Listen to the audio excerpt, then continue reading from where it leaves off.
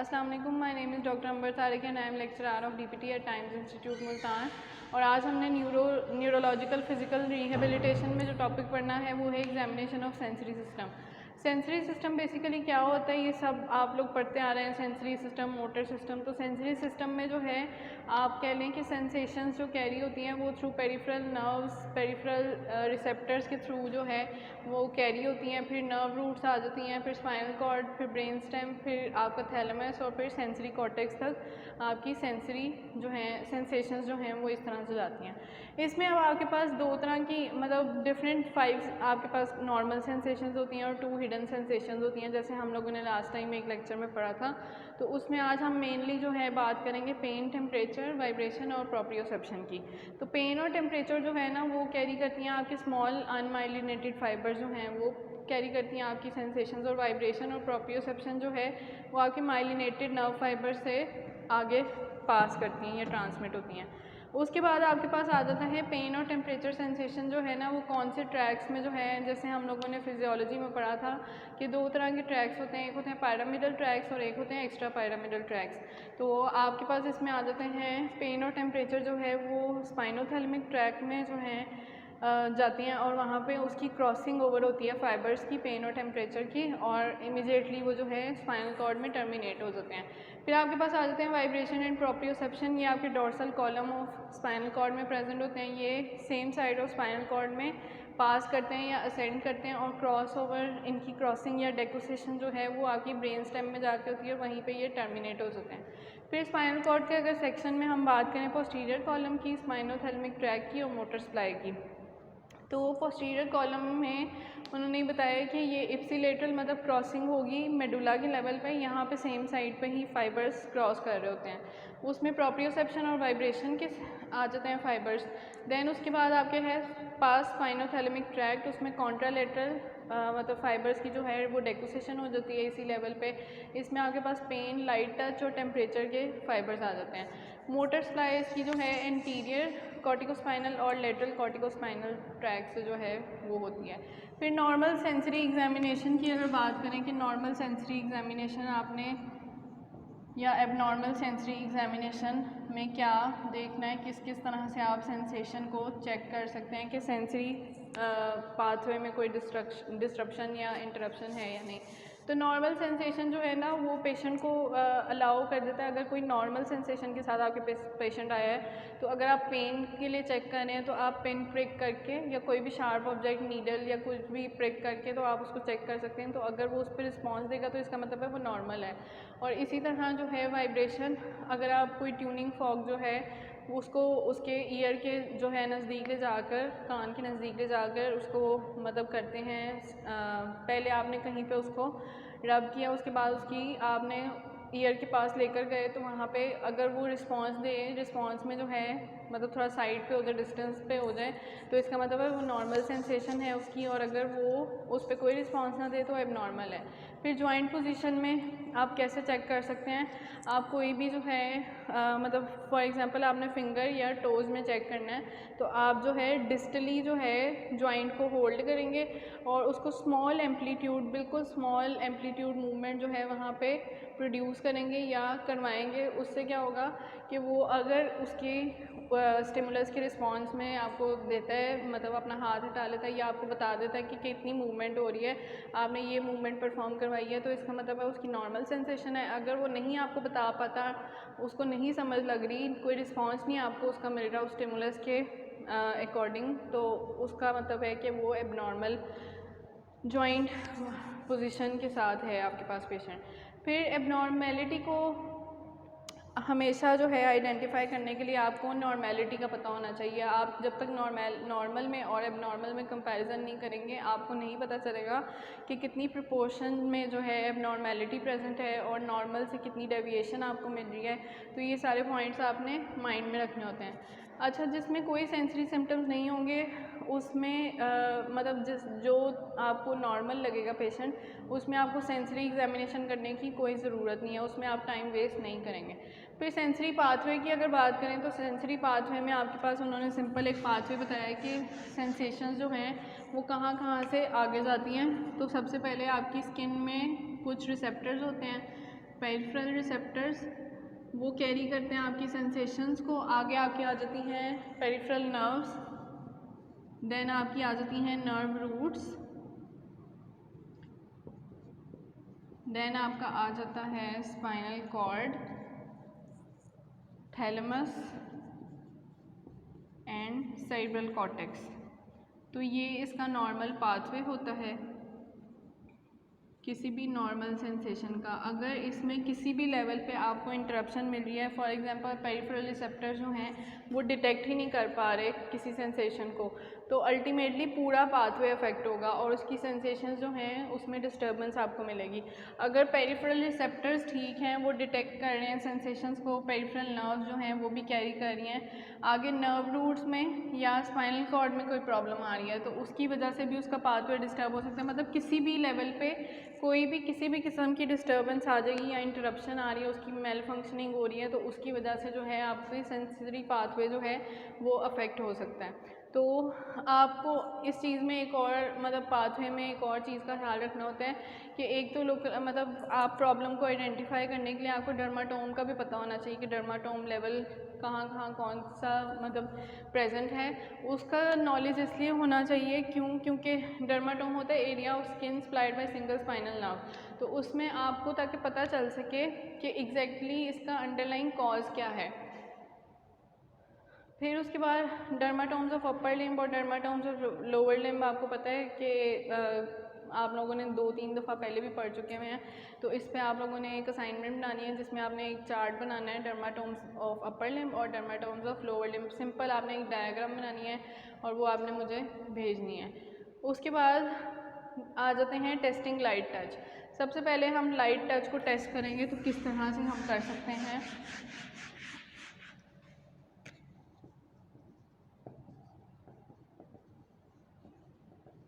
Light touch, तो इसमें simple आप एक कॉटन स्वैब पकड़ लें या आप कोई भी पेंट ब्रश जो है वो ले लें जो स्मूथ टेक्सचर के साथ हो ऑब्जेक्ट, और वो आप उसको जो है उसकी फिंगर पे जो है वो रब करेंगे।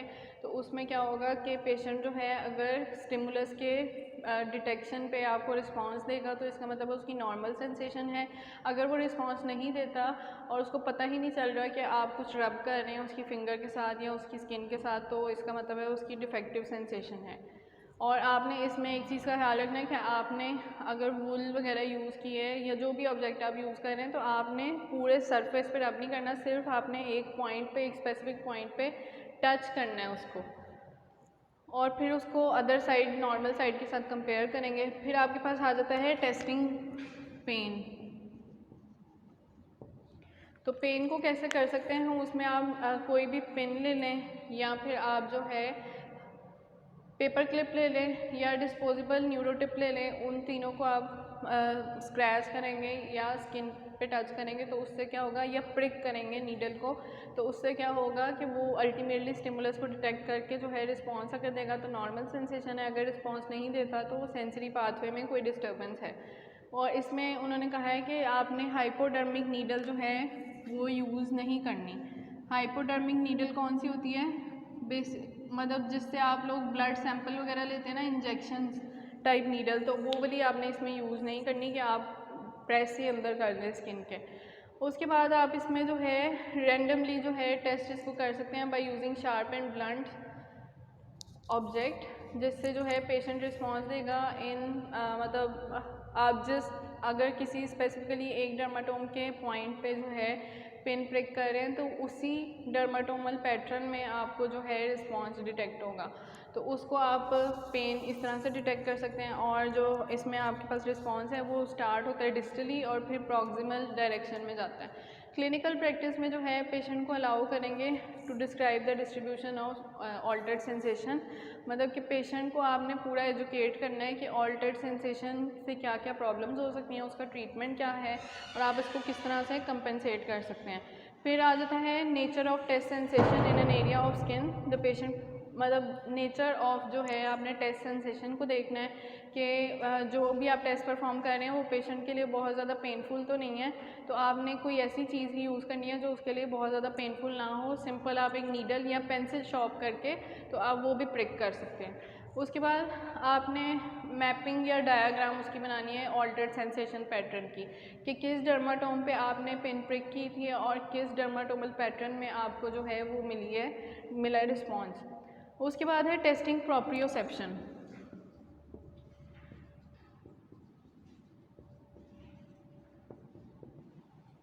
तो प्रोप्रियोसेप्शन में आप किस तरह करते हैं कि वही हमने जो पढ़ा था पहले कि डिस्टली आप एक जॉइंट को होल्ड कर लेंगे और बिल्कुल स्मॉल एम्पलीट्यूड मूवमेंट, या आप कह लें कि आप उस पर ट्रैक्शन परफॉर्म करें या डिस्ट्रैक्ट करें जॉइंट को, तो उसको आप कहेंगे कि ये स्मॉल एम्पलीट्यूड मूवमेंट परफॉर्म की, उस पर जो है आपको कोई रिस्पांस अगर डिटेक्ट होता है तो इसका मतलब है नॉर्मल है सेंसेशन, अगर कोई रिस्पांस पेशेंट नहीं देता तो वो एबनॉर्मल है। इसमें आप ये कर सकते हैं कि आप थंब, थेरेपिस्ट जो है वो थंब और इंडेक्स फिंगर से उसके डिस्टल जॉइंट को होल्ड करेगा और डिस्टली उसको स्मॉल एम्पलीट्यूड मूवमेंट परफॉर्म करवाएगा। उसके बाद जो है, या इसमें अप एंड डाउन मूवमेंट भी इसको कहते हैं, और ये जो है पेशेंट की आइज़ जो है इस टेस्ट में आप क्लोज़ करवा सकते हैं ताकि उसको पता, मतलब अगर उसकी ऑल्टर्ड है सेंसेशन तो वो आपको क्लियरली नहीं बता पाएगा, उसकी जो है अनक्लियर होगी पिक्चर के उसने कहाँ थेरेपिस्ट ने मूवमेंट परफॉर्म किया और किस तरह की मूवमेंट परफॉर्म की है। फिर प्रोप्रियोसेप्शन 2 में एक तो ये टेस्ट था, 2 जो है उसमें आप ये करेंगे कि टो के जो हैं, मतलब टोज़ में जो है पाँव की उंगलियों के डिस्टली उसको होल्ड करेंगे और बिग टो को डिस्टली होल्ड करके थंब और इंडेक्स फिंगर से स्मॉल एम्पलीट्यूड मूवमेंट करवाएंगे और इस तरह से आप प्रोप्रियोसेप्शन को डिटेक्ट कर सकते हैं। स्मॉल एम्पलीट्यूड मूवमेंट्स में एरर्स आ सकते हैं, इसीलिए जो है मतलब अगर आप इंक्रीज़ करेंगे एम्पलीट्यूड मूवमेंट का, मतलब उसको ज़्यादा मूवमेंट करवाएंगे तो आपके पास उसमें एरर्स आ सकते हैं, इसीलिए जो है पेशेंट डिटेक्ट नहीं कर सकता लार्जर। देन अगर हम लार्जर एम्पलीट्यूड मूवमेंट्स करवाते हैं तो उसमें एरर्स आ सकते हैं, इसीलिए जो है प्रोप्रियोसेप्शन को हम प्रॉक्सिमल जॉइंट पे जो है वो भी टेस्ट कर सकते हैं। उसमें आ जाता है ऑर्डर ऑफ टेस्टिंग आ जाता है। अपर लिम्ब में आप डिस्टल आईपी जॉइंट को कर सकते हैं, प्रॉक्सिमल आईपी जॉइंट पे, मेटाकार्पोफिलेंजियल जॉइंट पे, रिस्ट एल्बो शोल्डर पे, और लोअर लिम्ब में interphalangeal joint of hallux, metatarsophalangeal joint ankle, knee and hip. और प्रोप्रियोसेप्टिव जो सेंस होती है या सेंसेशन होती है वो डिक्लाइन करती है with the passage of age या टाइम। फिर प्रोप्रियोसेप्शन 3 आ जाती है, उसमें होता है कि पेशेंट को आप कहेंगे क्लोज करने के लिए आइज़ और स्ट्रेच करें आर्म्स को और अपनी टिप ऑफ नोज़ को जो है वो टच करें अपनी इंडेक्स फिंगर से। अगर जो है प्रोप्रियोसेप्शन नॉर्मल होगी तो वो जो है इससे एक्यूरेटली ये मूवमेंट परफॉर्म कर पाएगा। अगर प्रोप्रियोसेप्शन में एबनॉर्मेलिटी है, ऑल्टर्ड है सेंसेशन, तो वो ये मूवमेंट नहीं परफॉर्म कर सकेगा। फिर पेशेंट जो है उसमें सेकेंड ये आ जाता है रॉम्बर्ग्स टेस्ट। रॉम्बर्ग्स टेस्ट में क्या करते हैं कि पेशेंट की आइज़ क्लोज करवा देते हैं और फिर उसको कहते हैं कि आप जो है ये मूवमेंट करें कि फीट जो है उसकी स्टैंडिंग पोजीशन में खड़ा होकर पाँव जो है अप्रॉक्सीमेटली 20 सेंटीमीटर अपार्ट हों और जो है हैंड्स को वो अक्रॉस द चेस्ट लेकर आए। अगर वो और वन लेग पे जो है वो स्टैंडिंग पोजीशन में चला जाए, तो अगर इस पोजीशन को वो मेंटेन कर लेता है, बैलेंस मेंटेन कर लेता है, तो इसका मतलब है ये उसकी प्रोप्रियोसेप्शन नॉर्मल है। फिर आ जाती है आपकी फोर्थ पे वाइब्रेशन। वाइब्रेशन में क्या होता है कि ट्यूनिंग फॉर्क से, जब मैंने आपको बताया कि 128 हर्ट्ज ट्यूनिंग फॉर्क आप यूज़ करेंगे और उसको टैप करेंगे जेंटली अगेंस्ट योर हैंड और pushing the prongs towards one another. उसके बाद इसमें अगर वो रिस्पांस दे देता है तो इसका मतलब है कि उसकी नॉर्मल है, और अगर नहीं देता तो इसका मतलब है नॉर्मेलिटी है। सेकंड इसका मेथड ये होता है कि आप ट्यूनिंग फॉर्क का जो कुछ ट्यूनिंग फॉर्क्स होते हैं जिसके प्रॉन्ग्स पे मतलब एक राउंडेड सा कैप सा बना होता है, तो उसको राउंडेड कैप को अगर आप उसकी तरफ करेंगे ना, फिंगर से टच करेंगे, तो उस पे जो है पेशेंट कहेगा, मतलब पेशेंट को आपने कहना है कि वो बताए कि उसको बजिंग मूवमेंट तो नहीं फील होती। तो अगर वो कहेगा कि ओके है, बजिंग मूवमेंट फील हो रही है, तो इसका मतलब है नॉर्मल है सेंसेशन, अगर नहीं हो रही तो एबनॉर्मल है। पैटर्न्स ऑफ सेंसरी लॉस आ जाता है। फिर उसमें मोटर एग्जामिनेशन जब करेंगे तो लियन स्पेसिफिक पार्ट्स की आइडेंटिफाई हो सकती है। इनिशियल डिस्टिंक्शन में आप ये कर सकते हैं कि सेंट्रल और पेरिफेरल नर्वस सिस्टम में रूल आउट करेंगे। फिर जो है good way of achieving this is to recognise patterns of sensory loss caused by spinal cord lesions, central है, पेरिफेरल न्यूरोपैथी है या पेरिफेरल है।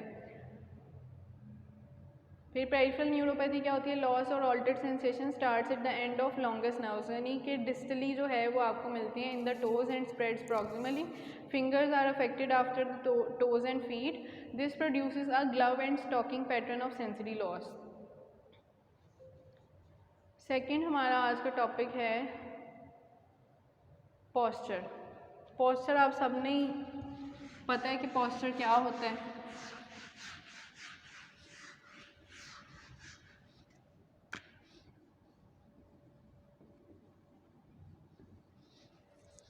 तो पॉस्चर की अगर हम बात करें, सबसे पहले हम उसमें क्या क्या देखना है पॉस्चर में, तो उसमें उसकी डेफिनेशन आ जाएगी कि पॉस्चर है क्या, पोजीशन और attitude of body either with the support during muscular inactivity by means of coordinated action of many muscles working to maintain the stability to form a essential basis which is adapted constantly to the movement which is superimposed upon it।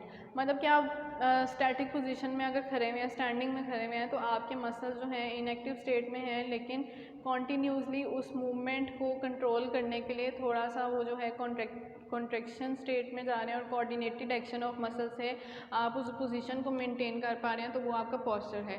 तो posture एक acronym है जिसमें P stands for pelvis is normal, O stands for on the whole foot, S stands for stable joints, T stands for tight abdominals,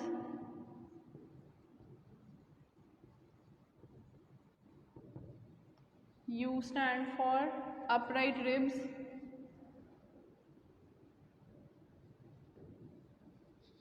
R stands for retracted shoulders,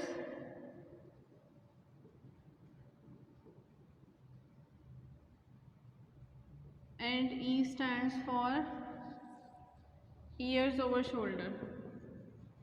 तो इन सारी चीज़ों को देखते हुए अगर ये सारी चीज़ें आपको नॉर्मल लग रही होंगी तो इसका मतलब है आपका पॉस्चर जो है वो बिल्कुल गुड पॉस्चर है और नॉर्मल है।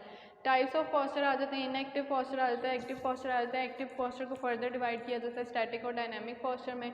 इनएक्टिव पॉस्चर जो है वो स्लीपिंग या इन रेस्ट वाला पॉस्चर जो होता है उसको आप इनएक्टिव पॉस्चर कहते हैं।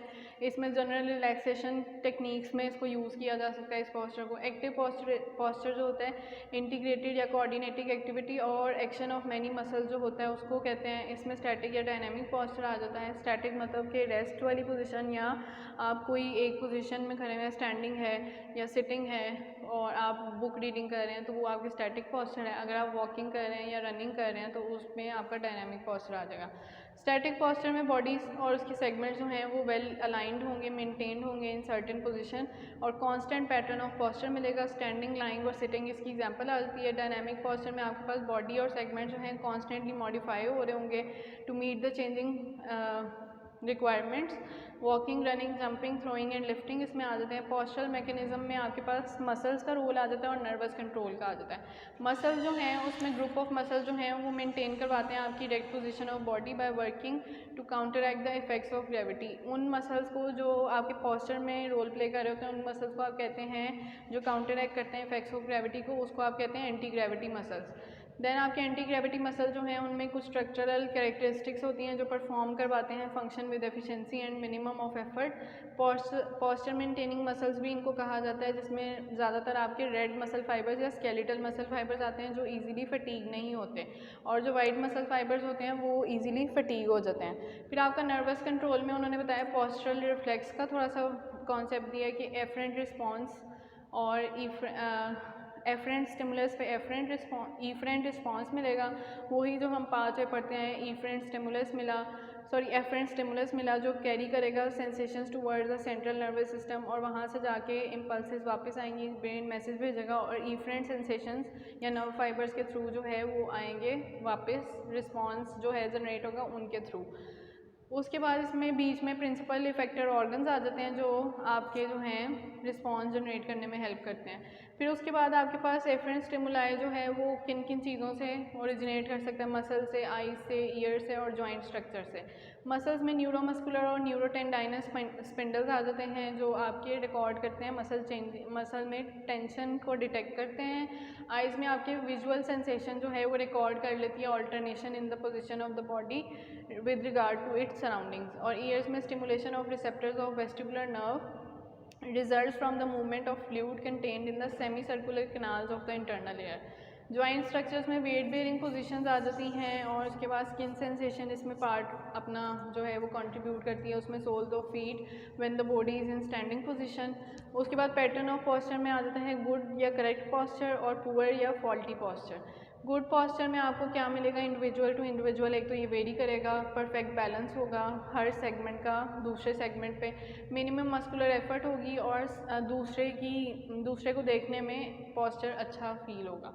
उसके बाद ये जो है नेचुरली एक्वायर हो जाता है पर्सन में और इसमें आपके पास फैक्टर्स रिस्पॉन्सिबल कौन कौन से होते हैं, stable psychological background, good hygienic conditions, opportunity for plenty of natural free movements.